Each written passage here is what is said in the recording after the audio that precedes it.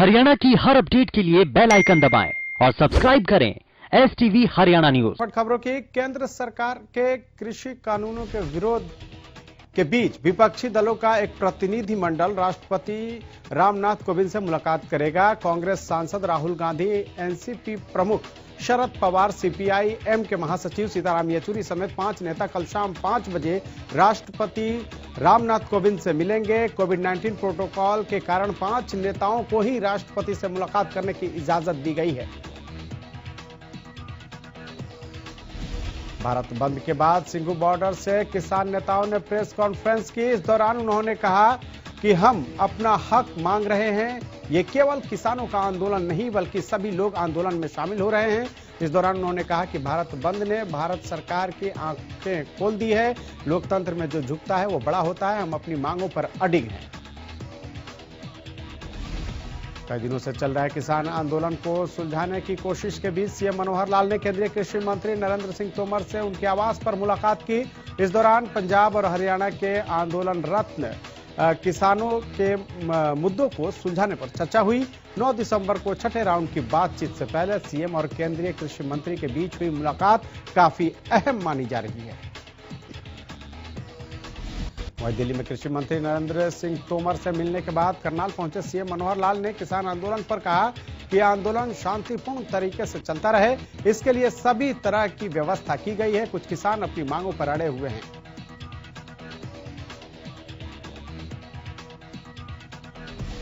CM ने कहा कि लेकिन बहुत सारे किसानों की संख्या ऐसी है जो कृषि कानूनों के समर्थन में है। वहीं जेजेपी के कई विधायकों किसानों के समर्थन में इस्तीफा देने की बात पर सीएम मनोहर लाल ने कहा कि ऐसा कोई विषय नहीं आएगा। सिंघू बॉर्डर पर किसानों का अनोखा विरोध प्रदर्शन दिखा। दरअसल किसानों ने डिप्टी सीएम दुष्यंत चौटाला के लापता के पोस्टर लगाए। इस दौरान अभिनेत्री कंगना रनौत के भी पोस्टर लगाए गए। किसानों ने कहा कि खुद को किसान नेता बताते हैं दुष्यंत चौटाला, तो पिछले 2.5 महीने से कहां हैं। किसानों के भारत बंद पर सांसद नायब सैनी का बयान सामने आया है। उनका कहना है कि अगले साल पंजाब में चुनाव है, इसलिए किसान के कंधे पर बंदूक रखकर सत्ता हासिल करना चाहते हैं।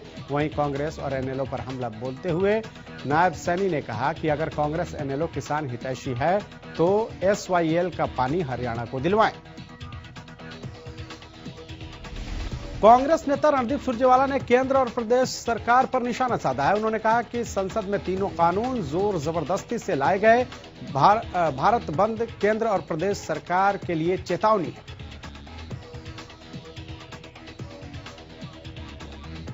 तीनों कानूनों को सरकार तुरंत वापस ले, वरना दिल्ली का दरबार बचेगा और न ही चंडीगढ़ की सरकार। टिकरी बॉर्डर पर किसानों के बीच पहुंचकर चरखी दादरी से विधायक सोमवीर सांगवान ने किसानों को समर्थन दिया। इस दौरान सरकार के खिलाफ अविश्वास प्रस्ताव का समर्थन करते हुए उन्होंने कहा कि सबसे पहले अविश्वास प्रस्ताव पर हस्ताक्षर करूंगा। विधायक सोमवीर सांगवान ने कहा कि आंदोलन को तोड़ने के लिए SYL का मुद्दा उठाया जा रहा है, लेकिन पानी बाद में लेंगे, पहले कृषि कानून को रद्द करवाना है। उन्होंने स्पष्ट किया कि जितनी जल्दी मांगे मानी जाएगी उतना नुकसान कम होगा और सरकार को किसानों की बात माननी ही होगी।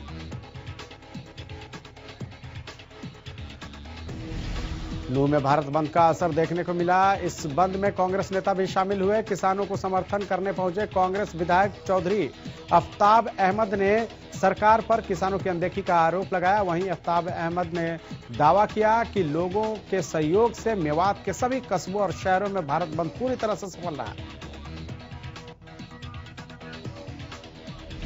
वहीं करनाल में भी भारत बंद के चलते शांतिपूर्ण तरीके से हाथ जोड़कर राजनीतिक पार्टियों और किसान समर्थकों ने बाजार में दुकानें बंद करवाई। इस दौरान लोगों से किसानों को समर्थन देने की अपील की गई। सुरक्षा के मद्देनजर शहर में भारी पुलिस बल तैनात किए गए, जिसके चलते जिले के सभी थाना इंचार्ज, डीएसपी और ड्यूटी मजिस्ट्रेट को नियुक्त किया गया था।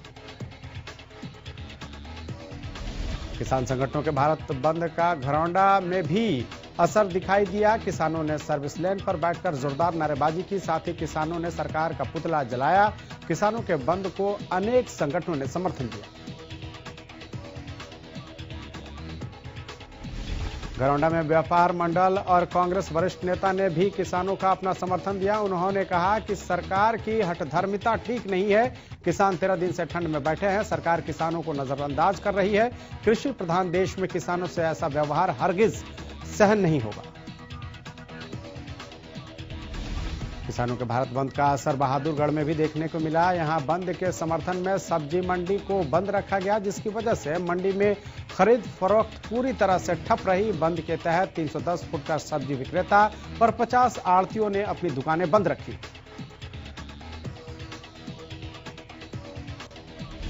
भारत बंद का असर हिसार में भी देखने को मिला। यहां व्यापारियों ने कृषि कानून का विरोध कर रहे किसानों का साथ देते हुए एक दिन के लिए अपनी दुकानें बंद रखी। इसके साथ ही यहां पूरे दिन पेट्रोल पंप बंद रखे गए। जुलाना में भी भारत बंद का असर देखने को मिला। यहां बाजार और दुकानें बंद रहीं। जो बाजार खुले दिखे उन्हें बंद करवाया गया। इस दौरान किसी भी तरह की अप्रिय घटना को रोकने के लिए पुलिस बल भी मौके पर मौजूद रहा। जिला मंडी एसोसिएशन के प्रधान राजपाल लाठर ने बताया कि किसानों के आंदोलन को देखते हुए जुलाना की सभी खापे और संगठन एक साथ हैं। भारतीय किसान यूनियन के आह्वान पर भारत बंद के आह्वान पर किसान यूनियन को जाखल से पूरा समर्थन मिला। जाखल के बाजार सुबह से ही पूरी तरह से बंद रहे।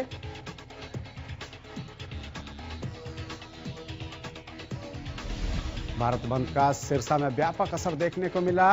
हिसारिया बाजार सहित क्षेत्र के सभी बाजार आज पूरी तरह से बंद रहे। दुकानदारों ने स्वेच्छा से दुकानें बंद रखी और किसान आंदोलन को समर्थन दिया। मेडिकल को छोड़कर सभी तरह की दुकानें बंद रहीं। अनाज मंडी को भी किसानों के समर्थन में बंद रखा गया। भारत बंद के समर्थन में किसान संगठनों के साथ साथ कर्मचारी संगठन समेत 30 से ज्यादा यूनियनों ने साथ दिया। सिरसा में रोडवेज परिसर में सन्नाटा पसरा रहा। कम सवारियों के चलते बसों के पहिए रुके रहे, तो वहीं इससे उन सवारियों को परेशानी हुई जो बस लेने के लिए बस अड्डे पहुंचे।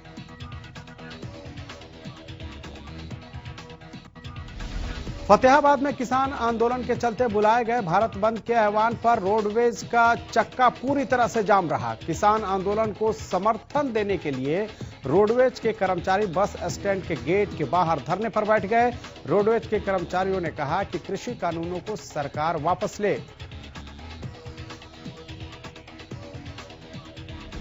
फरीदाबाद में किसानों के भारत बंद के समर्थन में वकीलों ने जिला अदालत से लेकर नेशनल हाईवे तक पैदल मार्च निकाला, जिससे भारी पुलिस बल ने वकीलों को हाईवे पर धरना देने से रोक लिया। जिसके बाद वकील हाईवे के किनारे ही धरने पर बैठ गए। वकीलों ने दो टूक कहा कि वो कृषि कानूनों के विरोध में किसानों के साथ है और सरकार को तीनों कानून वापस लेने होंगे।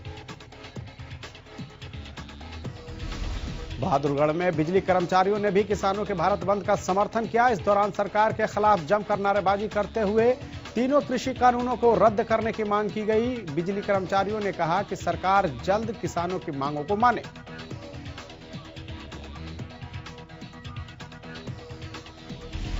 उचाना में भारत बंद के चलते किसानों के समर्थन में बाजार बंद किए गए। साथ ही खटकड़ टोल प्लाजा पर किसानों ने नेशनल हाईवे जिंद नरवाना को भी बंद किया। गांव खटकड़ टोल प्लाजा के पास बिजली घर के सामने किसानों ने 3 कृषि कानूनों के विरोध में नेशनल हाईवे नंबर 352 पर जाम लगाया।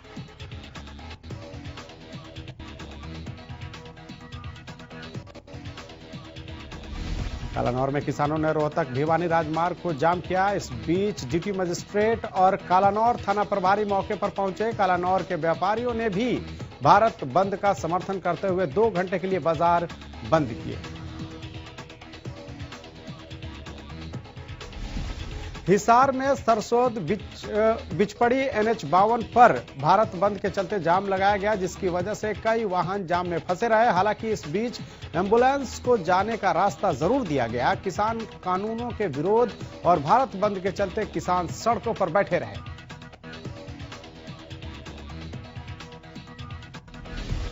फतेहाबाद में भी किसानों ने मानवता का परिचय देते हुए एम्बुलेंस को जाने का रास्ता दिया। भारी जाम के बीच से एम्बुलेंस मरीज को लेकर गुजर रही थी। नागल चौधरी में किसानों के भारत बंद का असर बेअसर दिखा। नागल चौधरी में सुबह के समय सब्जी मंडियां खुली रही। गांवों से सब्जी लाकर किसान मंडी में बेच रहे हैं, तो वहीं रोज की तरह ग्राहक सब्जियां लेने पहुंचे।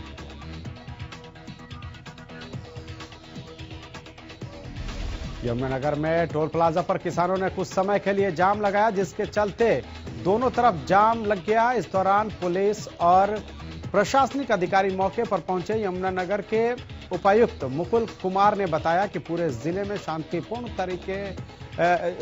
स्थिति रही। बाजार आम दिन की तरह खुले और लोग रोजमर्रा के काम के लिए बाहर निकले। उन्होंने कहा कि कोई भी सेवा बंद से प्रभावित नहीं हुई है। कुछ समय के लिए किसानों ने टोल प्लाजा पर जाम लगाया, जिस पर प्रशासनिक अधिकारी नजर रखे रहे। भारत बंद को देखते हुए कुरुक्षेत्र में सुरक्षा के विशेष इंतजाम किए गए हैं। कुरुक्षेत्र के पुलिस अधीक्षक हिमांशु गर्ग ने बताया कि भारत बंद के मद्देनजर प्रशासन पूरी तरह मुस्तैद है। इस दौरान किसी को भी जिले में कानून व्यवस्था भंग नहीं करने दी जाएगी। भारत बंद के दौरान असामाजिक और शरारती तत्व इसका फायदा उठाते हुए शांति और कानून व्यवस्था को प्रभावित कर सकते हैं, जिससे ध्यान रखते हुए कुरुक्षेत्र में धारा 144 लगाई गई थी।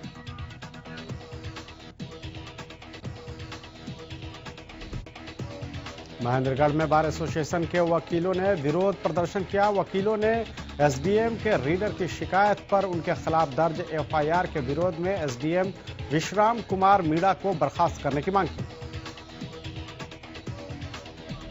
बार प्रधान ने बताया कि 2 दिसंबर को वे शांतिपूर्ण तरीके से अपना प्रदर्शन कर रहे थे, लेकिन फिर भी एसडीएम ने उनके खिलाफ एफआईआर दर्ज करवाई है, जो कि गलत है। इसे कैंसिल किए जाएं और महेंद्रगढ़ एसडीएम विश्राम कुमार मीणा को बर्खास्त किया जाए। साइबर सिटी गुरुग्राम में मुख्यमंत्री मनोहर लाल की अध्यक्षता में जीएमडीए की बैठक हुई। बैठक में जीएमडीए के तमाम अधिकारी भी मौजूद रहे। गुरुग्राम के विश्राम गृह में सीएम ने चर्चा की। सीएम ने बैठक के बाद प्रेस कॉन्फ्रेंस में कहा कि जीएमडीए तेजी से काम कर रहा है। जीएमडीए की इनकम को भी बढ़ाने के लिए योजना तैयार की गई। सीएम मनोहर लाल ने गुरुग्राम के विकास कार्यों पर चर्चा करते हुए गुरुग्राम के हीरो होंडा चौक से लेकर उमंग भरद्वाज चौक तक बनने वाली सड़क की चौड़ाई बढ़ाने के निर्देश दिए, जिसमें 2 करोड़ रुपए से ज्यादा की लागत आएगी। ये सड़क करीब 2.5 किलोमीटर लंबी है, जिससे अब 21 मीटर से बढ़ाकर 60 मीटर की करने का निर्णय लिया है। वहीं मेट्रो के विस्तार को लेकर चर्चा की गई। 4 चरणों में जो काम होना है उसे 2025 तक पूरा किया जाएगा। इस पर भी अधिकारियों से जानकारी ली गई। इसके अलावा सीपीआर पर 135 करोड़ रुपए के लागत से ड्रेन का निर्माण किए जाने पर विचार किया गया, जिसे सीधे नजफगढ़ ड्रेन से मिलाया जाएगा। इसी के साथ मेडिकल कॉलेज को लेकर जो योजना चल रही है, उसमें 750 बेड का शीतला माता मेडिकल कॉलेज बनाए जाने पर भी चर्चा हुई। पंचकुला में आज हैफेड और कृषि उत्पादक संगठनों के बीच एक करार पर हस्ताक्षर हुए, जिसमें खुद सहकारिता मंत्री बनवारी लाल मौजूद रहे। इस एमओयू के तहत हैफेड उपभोक्ताओं के लिए शहद और कई तरह के मुरब्बे भी उपलब्ध करा सकेगा। इस मौके पर सहकारिता मंत्री बनवारी लाल ने जानकारी देते हुए बताया कि प्रदेश में इस वक्त 29 हैफेड के बिक्री केंद्र हैं और जनवरी के आखिर तक 50 नए हैफेड स्टोर खोले जाएंगे। साथ ही उन्होंने कहा कि प्रधानमंत्री नरेंद्र मोदी की सोच किसानों की आय दोगुनी की जाए और आज जो हैफेड ने एमओयू किया है, इसके जरिए किसान की आमदनी बढ़ेगी। परिवहन मंत्री मूलचंद शर्मा ने मंगलवार को गुरुग्राम से फरीदाबाद लौटते हुए ग्वाल पहाड़ी के पास ओवरलोड डंपरों को खुद रुकवाकर जब्त करवाया। दरअसल बैठक खत्म होने के बाद मूलचंद शर्मा गुरुग्राम से फरीदाबाद लौट रहे थे। जैसे ही वो ग्वाल पहाड़ी के पास पहुंचे तो उन्होंने वहां ओवरलोडेड डंपरों को देखा और जिला परिवहन अधिकारी को मौके पर तुरंत पहुंचने को कहा। संबंधित अधिकारी जब मौके पर पहुंचे तो परिवहन मंत्री ने ओवरलोडिंग वाहनों के चालान का स्टेटस जाना।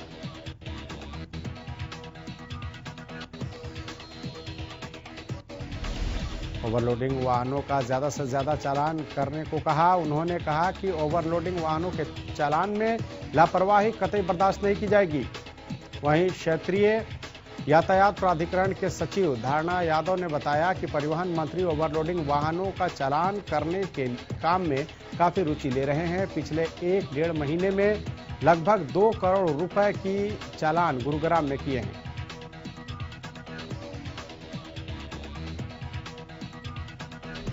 प्रदेश में कोरोना के आंकड़ों में बढ़ोतरी दर्ज की गई है। पिछले 24 घंटे में 1392 नए मरीजों की पुष्टि की गई है। गुरुग्राम में 356 और फरीदाबाद में 280 नए केस सामने आए हैं। वहीं सोनीपत में 59 और हिसार में 85 नए मामले सामने आए हैं।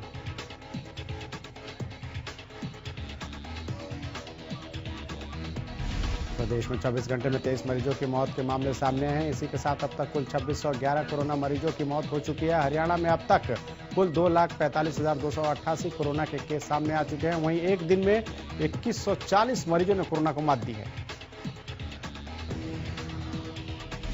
झज्जर में लगातार मौत का आंकड़ा बढ़ता ही जा रहा है। मंगलवार को झज्जर में कोरोना संक्रमित 2 लोगों की मौत हो गई। बता दें कि झज्जर में कोरोना के कुल 5,425 मामले हैं, जिसमें से 5,177 लोग ठीक होकर घर लौट चुके हैं। अब तक झज्जर में कोरोना के 181 एक्टिव मामले हैं, जिनमें से 89 को अस्पताल में आइसोलेट और 92 को होम आइसोलेट किया गया है। वहीं झज्जर में 95.4% रिकवरी रेट है। कोरोना काल में नियमों की अनदेखी करने वालों के खिलाफ अब स्वास्थ्य विभाग भी सख्त नजर आ रहा है। बल्लभगढ़ सिविल अस्पताल प्रबंधन ने अस्पताल में धूम्रपान करने वालों के चालान काटे। दरअसल अस्पताल के डॉक्टरों ने ही अस्पताल परिसर में धूम्रपान करने वालों और तंबाकू का इस्तेमाल करने वालों के चालान काटे। इस दौरान कुछ लोग कार्रवाई करने वालों से बचकर भागते भी नजर आए। सोनीपत के केजीपी पर धुंध के चलते बड़ा सड़क हादसा हो गया। बताया जा रहा है कि कोहरे के चलते 5 वाहनों की आपस में भिड़ंत हो गई। तभी पीछे से आने वाले तेज रफ्तार ट्रक ने 2 गाड़ियों को टक्कर मार दी, जिसमें 10 लोग सवार थे। इस हादसे में 3 लोगों की मौत हो गई, जबकि बाकी लोग घायल। कलनौर में कोहरे का कहर लगातार जारी है। कोहरे के चलते विजिबिलिटी काफी कम रही, जिसके चलते वाहन चालकों को रोड पर चलने में काफी दिक्कतों का सामना करना पड़ा। वाहन चालक एक दूसरे के पीछे लाइन में चलते हुए दिखाई दिए। चालकों ने बताया कि कोहरे के चलते उन्हें अपने गंतव्य तक पहुंचने में भी काफी वक्त लग रहा है। तो वहीं दूसरी तरफ कोहरे ने किसानों के चेहरे पर खुशी लौटा दी है। किसानों ने बताया कि इस कोहरे के चलते अब फसलों को फायदा होगा।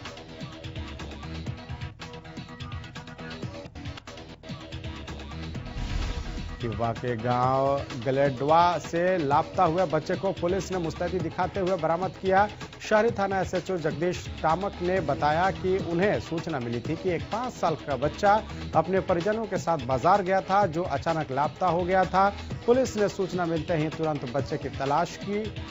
परिजनों से जानकारी लेकर तुरंत सीसीटीवी भी खंगाले गए। करीब 2 घंटे बाद बच्चे को डेरा फतेह सिंह मिस्त्री फार्म के समीप सकुशल बरामद कर लिया गया। सोनीपत और गुरुग्राम एसटीएफ ने मोस्ट वांटेड बदमाश सोहित इलियास, राहुल इलियास विजेंदर को गिरफ्तार किया है। पुलिस ने बदमाश को उस वक्त गिरफ्तार किया जब ये लोग किसी वारदात को अंजाम देने के लिए जिमखाना क्लब सेक्टर 7 के पास से गुजर रहे थे। दरअसल पुलिस को गुप्त सूचना मिली थी कि बदमाश सोनीपत आ रहे हैं, जिसके बाद पुलिस ने इनको पकड़ने की कोशिश की तो इन्होंने पुलिस पर ही फायरिंग कर दी।